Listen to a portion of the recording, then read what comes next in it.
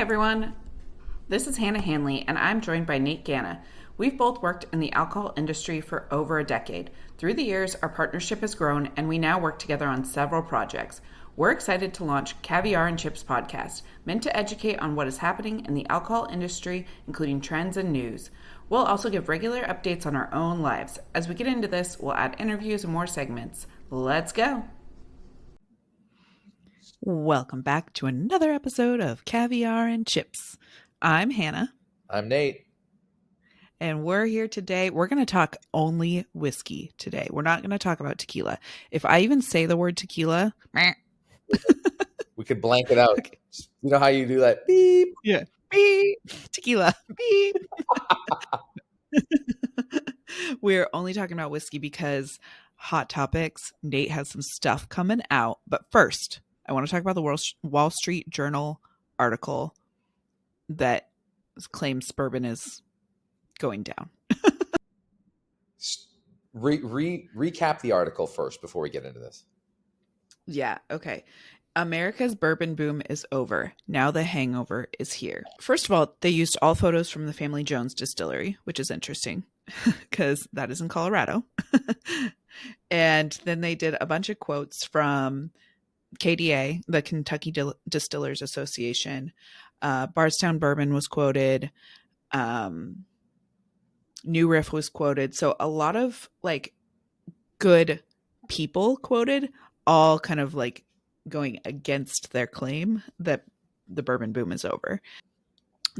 They start by talking about how the price of barrels has come down a lot. So we know that, we understand that there's millions of barrels of whiskey available right now, and the price has gone from like, you know, $1,500 a barrel to like $900 a barrel, some to $500 a barrel. Let's talk about that first. Being very heavily involved in this on a day-to-day basis, overall, I agree with the premise of the article, but the context of the article is poor because they don't really get into the nitty-gritty of what's going on. I just think that all the companies out there got pretty greedy with what they were going after with respect to the regular consumer. Because you had so much time during COVID to buy and drink and collect and get into a new hobby, they tried to translate that over back to the real world when things have completely gone back to normal, and it just did not work. The pricing has gotten to be outrageous. The quote-unquote limited editions that are out there from all these brands, you can't have a limited edition bottle that has 10,000 bottles. That's not limited. That's just a regular run of a regular set of bottles that some might even say, oh, quote unquote, small batch. But it's all bullshit. Like, the pricing on bourbon does not need to be past the $30 to $70 price point for very good quality bourbon. The fact that it's gotten really outrageous is actually quite insane. And I'm not talking about the good quality bottles out there. I'm not talking about the limited editions, the Heaven Hills, the Rare Characters, the Binder Stash. I'm talking about like the everyday bottle, the everyday company that's put something out there that is in the $200 range that they're hoping people are going to buy because it's a quote unquote limited edition. I think it's actually just insane what companies have done. There was no boom before, and bourbon was not selling even in the $30 price range. I mean, to give you a very, very good example, before the boom, we gave Henry McKenna 10-year it won San Francisco's World Spirits Competition Whiskey of the Year. It literally won World's Best Whiskey in 2019. And that was a $30 bottle of 10-year single barrel bottle and bond Henry McKenna. And you sit there and realize that was $30 in just 2019. So why do these prices of everything need to come into $80? It doesn't make any sense. Inflation has not increased, and let alone wages have not increased at that rate that these brands have increased their pricing. So yeah, I think people have become wise to the situation, and that nobody's going to sit there and just lay down anymore for these companies to put these ridiculous price tags on. Look at Buffalo Trace. Absolutely everything from Buffalo Trace is ridiculous. It's insane. There is nothing there that is of quality and value to match the pricing. If you want to go and buy Buffalo Trace, that's awesome, and I'm super happy for you. But you have no idea what you're getting involved in when you're talking about these price points. What do you mean by that? Can you like get specific? A double Eagle Rare, which was supposed to Mm. be a one-off limited edition that came out one time for 10,000 bucks back in the day, was totally worth the spend, in my opinion, back in 2020 and 2021.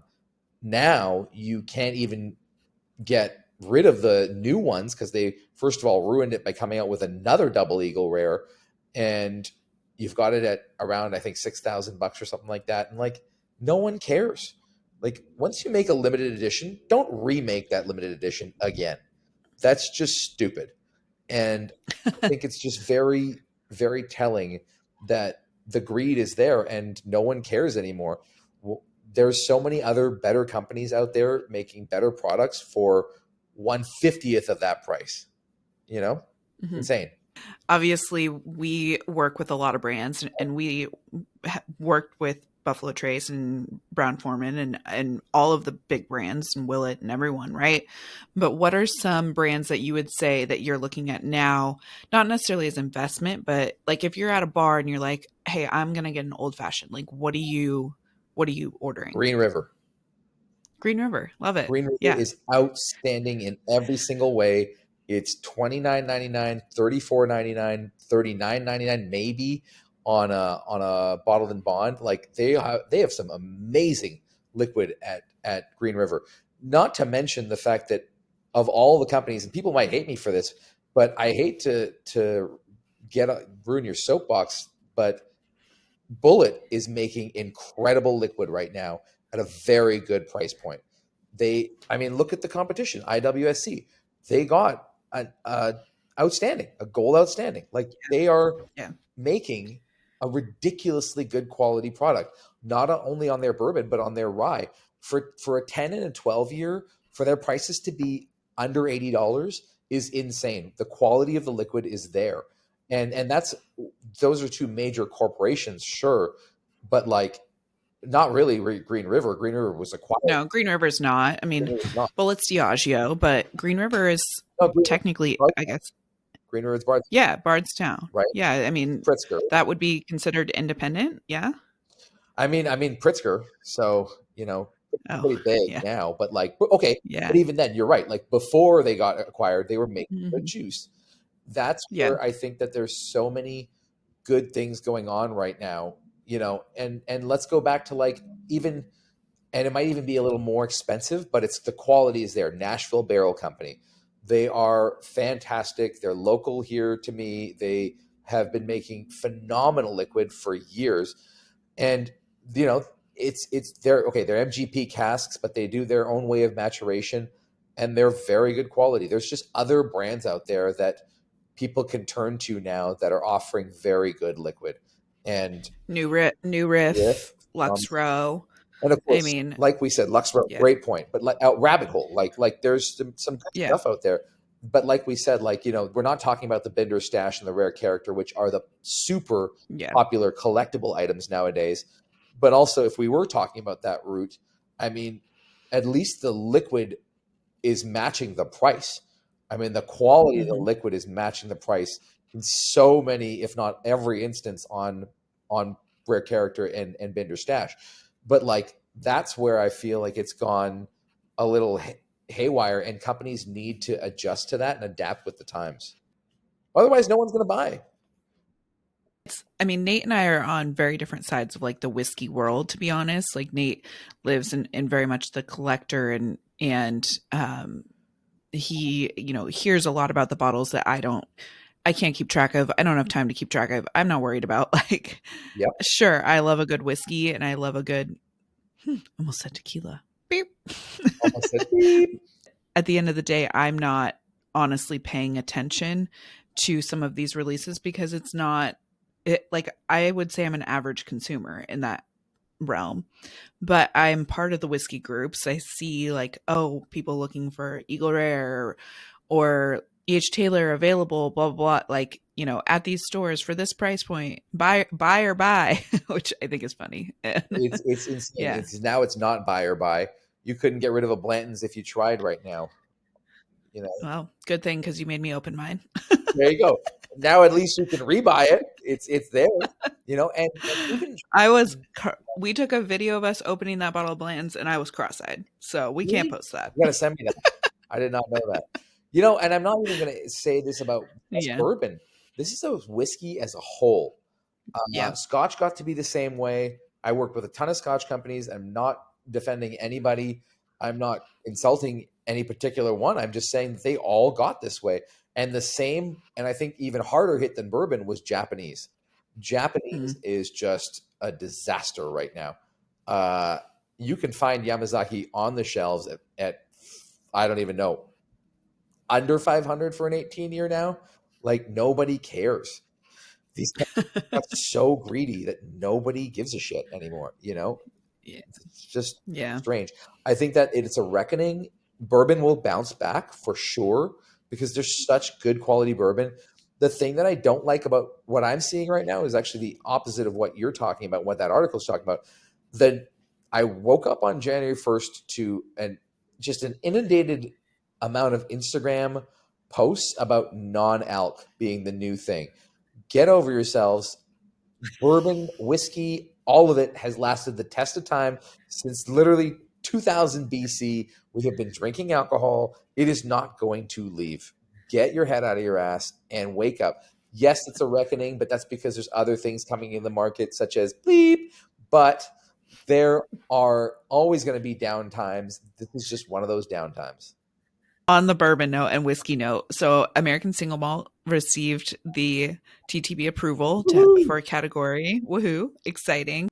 But if bourbon's going to go down, this is a great time for American Single Malt to step up and rise to the occasion. People are really missing the boat on American Single Malt. The quality is there on the product. It just can't be missed or can't be denied anymore. I've had some complaints about American Single Malt being too expensive. Hello, you're talking about these ridiculous bourbons that are way more expensive for way less quality. I mean, you can do the same exact maturations that in American single malt that you can in Scotland in single malt whiskey, in single malt Scotch rather. So you're going to see like all these amazing, delicious casks be available to you from these incredible distilleries: Stranahan's, Cedar Ridge, Balcones. These guys put out top quality stuff. And it's just that they haven't been given a fair shake. And it's also a very new category, to be fair. But now that it is officially legalized, if stores don't take advantage of being able to put this stuff on their shelves, they're idiots. That this stuff is so good, what they're producing, that I just see a shift happening here, and that American Single Malt will finally have its day in the light. Well, you named some of our favorite brands, obviously. And Westland would, ride into that category too. That's Westland fantastic. and Stranahan's have worked really hard together to make this category exist, and worked with Discus and worked with a lot of the other agencies. And working with TTB is not easy. So, So TTB is the Tax and Trade Bureau that mandates everything in the alcohol and tobacco space, and it is very challenging to work with them for a lot of reasons, I think mostly because it's federal government. I think So Discus is a phenomenal organization that gets shit the done. best, They're incredible. literally, yeah, Without yeah, Discus, we would not be anywhere. I yeah, think they're fantastic. Steve Hawley really led this American single malt revolution, and I give so much credit to him for doing what he did. He's an amazing gentleman. He was really there at the start of Westland, and then co-created essentially the American Single Malt Commission. And I think without Steve, you're not here right now. So and Mindy from Stranahan's is on the commission as well. I think there's some great people on the commission, but I think you're yeah, going to see it get its day right now for sure. yeah. That reminds me, did you see Matt Hoffman's working at Talking Cedar now? What's Talking Cedar? The tribal distillery in Washington. Really? Yeah. Did not know that. He's doing some cool stuff. I'm excited to He's amazing. see how that Love that evolves. man. Yeah, he's really talented. And yeah, speaking of Mhm. Cedar Ridge, I am releasing a single cask of Cedar Ridge. I'm super. What? When? Yeah, so going back down, getting samples sent out to me right now, but going back down to film the bottling of it in April, I believe, when it actually doesn't have 10 feet of snow on the ground in Iowa. But really excited to be doing I think it's a 9-year port cask that we're releasing, if I'm not mistaken. Oh my God, cool. Wait, when I want to come. I will happily book that. That would be a great idea for you to come. Actually, you could film us doing it. This would be, Exactly. yeah. Out there, the Barrel Age Whiskey Society. They're awesome. They're out of Florida. We're going down together. They picked a cask as well, and we're both going to be doing our bottlings at the same time. So it should be a lot of fun this trip.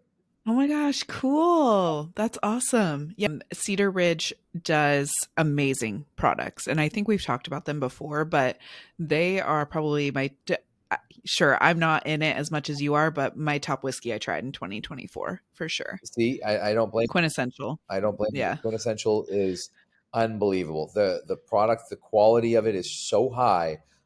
When you Mhm. go and meet Murphy and see their story and then taste through anything you want, essentially, it's just like, wow, they're just so open, not hiding anything, and you just see Murphy's love of the casks and the finishes, and his love of whiskey and wine is just blended together. I mean, the creativity that they have got going on. I mean, we went down there, they were maturing cigars in a port cask. Like just Yeah, that's absolutely right. surreal things that you think of. And gosh, the flavor goes penetrated through those cigars so beautifully. I think there's so much going on with what they're doing. It's an absolute no-brainer to do a cask with them. And it's going to be a great time. I'm really excited. That's awesome. Is that over your birthday? No, my birthday is definitely in Nashville. Okay. Yeah. Sounds Are you good. coming? I don't know. Should I? We should plan. What are you gonna do? I don't know yet. I'm trying to figure that out. Hit the club? Well, definitely not, but maybe on Broadway for sure. I definitely plan to be a little bit intoxicated, and Broadway might take some of that. Maybe a little All whiskey right. house, maybe a little Broadway. We'll do some fun stuff, that's for sure. The girlfriend can Oh, come? girlfriend's going to be here 100%. Of All course. right. Come I on. love it. Can't have a Good. birthday without a lady. Come on. Without a lady. Obviously.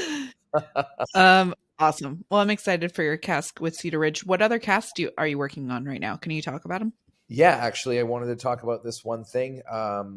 We are officially going to be the importer for Binder Stash into Canada. So, very Hmm. exciting news there. Uh, and I don't know if anybody knows or not, but I am Canadian. Don't hold it against me. We He's are, floating a boat. oh no, let's Pardon? not get into this. Oh God. Hmm. Don't make me say Pardon? sorry. Sorry? Oh man, here we go. We're going to be the importer for Binder Stash. Jeez, Binder's Got you all flustered. got me all flustered. Binder's Stash through Alberta. So we are going to be releasing some really, really sick stuff for the Canadian market. Uh, Canadian, Can you talk about Bender's Stash? I feel like most people have not heard of it. So talk about Bender's yeah, Stash. Binder's Stash is a fantastic single cask situation from Bill Binder and Drew Stoddard. Bill Binder is a dear friend. He's an amazing, amazing guy. His palate's fantastic, but he's got a certain way of living that people have become used to on Instagram. It's at Bill Binder on Instagram. He's smoking a cigar, golfing, and drinking whiskey on the course. And it just became this thing where they were making these picks for fun, and then it actually became a real business, and they were selling out of these picks, and now they're an actual brand, and they're doing some really, really big things. So we are going to be importing their single casks for Canada, and I think that this is a really great thing because Canada gets the short end of the stick on all this stuff right now, especially with the fact that the governor of Ontario wants to take away American spirits out of LCBO altogether with these tariffs, which is What? just so stupid. But that's what allows the beauty of Alberta to happen because they're not short sighted. and you can now get really good quality products through us through Alberta. So I'm very excited. So stay tuned for that. It's going to be a great time. I think following Bill on social media is very funny It is because hilarious. I don't think I'm in his target audience. It's definitely, hey, you never know. Rory is. Oh, maybe I am. He sent me a post. He said, I want to hang out with this guy. He should. He did. He goes, I feel like we would just rock out together. And I was like, wow. They both have big beards. Huge beards, both Huge beards. redneck-ish sort of type thing going Both on. love to golf. Love to golf, I mean, both can crip walk, so this is great. Oh my God. Well, I've never met Bill.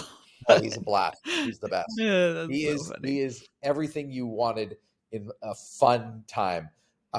Is he in Nashville? No, he's in Kentucky. He moved from Florida to Oh. Kentucky, which is a hell of a move, one that I would never recommend, but he did. And he is in charge of all their casks. But I've heard that when you go down and visit Bill, he pours you like an entire glass per sample. So No. you should get a drink with Bill. That's for sure. Oh my gosh. Okay, we gotta go. We gotta go hang out. We will. We will this year for sure. 100%. We need to plan our trips for the year. We really need to start. Yeah. They're coming again. All right. Awesome. Well, thanks for joining us for whiskey episode of That was Caviar and Chips. As always, follow us on all the socials, like, subscribe, let us know what you think, and thanks for joining us for another episode of Caviar and Chips. love you guys. Love ya. Bye.